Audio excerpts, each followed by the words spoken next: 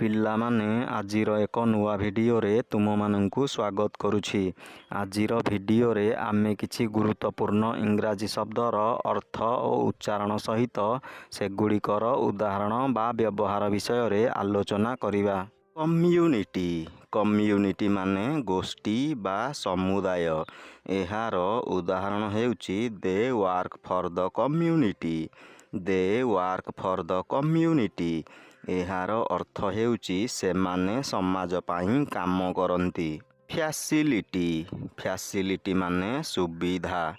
ଏହାର ଉଦାହରଣ ହେଉଛି the hospital has good facilities. The hospital has good facilities. ଏହାର ଅର୍ଥ ହେଉଛି ହସ୍ପିଟାଲରେ ଭଲ ସୁବିଧା ଅଛି। ସବଷ୍ଟିଚ୍ୟୁଟ୍। ସବଷ୍ଟିଚ୍ୟୁଟ୍ ମାନେ ପ୍ରତିସ୍ଥାପନ ବା ପରିବର୍ତ୍ତନ। ଏହାର ଉଦାହରଣ ହେଉଛି ୟୁଜ୍ ହନି ଆଜ୍ ଏ ସୁଗାର ସବଷ୍ଟିଚ୍ୟୁଟ୍। ୟୁଜ୍ ହନି ଆଜ୍ ଏ ସୁଗାର ସବଷ୍ଟିଚ୍ୟୁଟ୍। ଏହାର ଅର୍ଥ ହେଉଛି ଚିନି ବଦଳରେ ମହୁ ବ୍ୟବହାର କର। ଆପ୍ରିସିଏଟ୍। ଆପ୍ରିସିଏଟ୍ ମାନେ ପ୍ରଶଂସା କରିବା। ଏହାର ଉଦାହରଣ ହେଉଛି we appreciate your support. We appreciate your support. ଏହାର ଅର୍ଥ ହେଉଛି ଆମେ ତୁମ ସମର୍ଥନ ପାଇଁ କୃତଜ୍ଞ। କମ୍ପ୍ଲିକେଟ୍। କମ୍ପ୍ଲିକେଟ୍ ମାନେ ଜଟିଳ କରିବା। ଏହାର ଉଦାହରଣ ହେଉଛି do not complicate the problem. Do not complicate the problem. ଏହାର ଅର୍ଥ ହେଉଛି ସମସ୍ୟାକୁ ଜଟିଳ କରନି। ପ୍ରୋଟେକ୍ଟିଭ୍। ପ୍ରୋଟେକ୍ଟିଭ୍ ମାନେ ସୁରକ୍ଷାମୂଳକ। ଏହାର ଉଦାହରଣ ହେଉଛି the helmet has a protective layer. The helmet has a protective layer. ଏହାର ଅର୍ଥ ହେଉଛି ହେଲମେଟ୍ରେ ସୁରକ୍ଷାମୂଳକ ସ୍ତର ଅଛି। କଣ୍ଟେଜିୟସ୍। କଣ୍ଟେଜିୟସ୍ ମାନେ ସଂକ୍ରାମକ। ଏହାର ଉଦାହରଣ ହେଉଛି laughter can be contagious. Laughter can be contagious. ଏହାର ଅର୍ଥ ହେଉଛି ହସ ମଧ୍ୟ ସଂକ୍ରାମକ ହୋଇପାରେ। ଇନଫୋର୍ସମେଣ୍ଟ।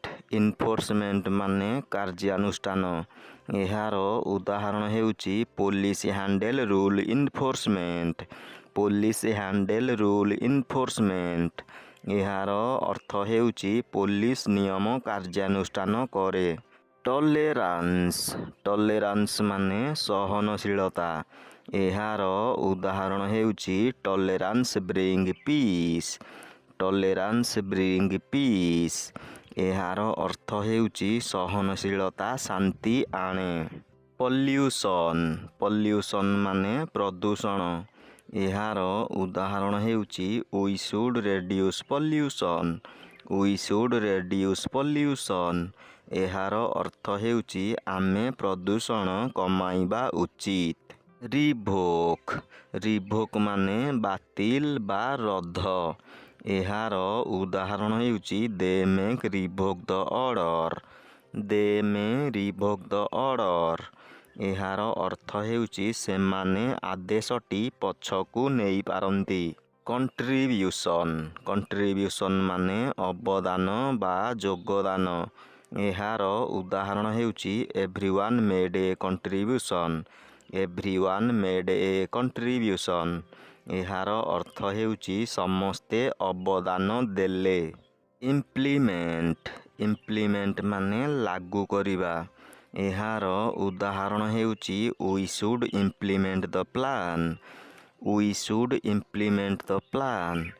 ଏହାର ଅର୍ଥ ହେଉଛି ଆମେ ଯୋଜନାକୁ କାର୍ଯ୍ୟକାରୀ କରିବା ଉଚିତ। ନେଗ୍ଲିଜେନ୍ସ। ନେଗ୍ଲିଜେନ୍ସ ମାନେ ଅବହେଳା। ଏହାର ଉଦାହରଣ ହେଉଛି ନେଗ୍ଲିଜେନ୍ସ କ୍ୟାନ୍ କଜ୍ ପ୍ରୋବ୍ଲେମ୍ସ।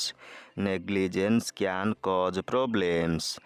ଏହାର ଅର୍ଥ ହେଉଛି ଅବହେଳା ସମସ୍ୟା ସୃଷ୍ଟି କରିପାରେ। ଡିସରପ୍ସନ୍। ଡିସରପ୍ସନ୍ ମାନେ ବାଧା ବା ବିଘ୍ନ। ଏହାର ଉଦାହରଣ ହେଉଛି ଦ ମିଟିଂ ଫେସ୍ଡ ଡିସରପ୍ସନ୍। ଦ ମିଟିଂ ଫେସ୍ଡ ଡିସରପ୍ସନ୍।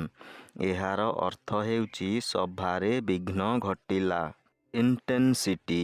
ଇଣ୍ଟେନ୍ସିଟି ମାନେ ତୀବ୍ରତା ବା ଗଭୀରତା।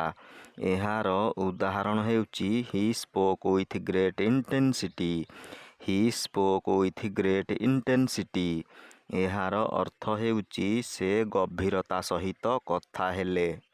ପିଲାମାନେ, ଏଠାରେ ଆଜିର ଭିଡ଼ିଓଟି ଶେଷ ହେଉଛି। ଏହିଭଳି ଶିକ୍ଷଣୀୟ ଓ ଗୁରୁତ୍ୱପୂର୍ଣ୍ଣ ଭିଡ଼ିଓ ଦେଖିବା ପାଇଁ ଏହି ଚ୍ୟାନେଲକୁ ସବସ୍କ୍ରାଇବ୍ କରି ପାଖରେ ଥିବା ବେଲ୍ ଆଇକନ୍କୁ ପ୍ରେସ୍ କରିଦିଅ।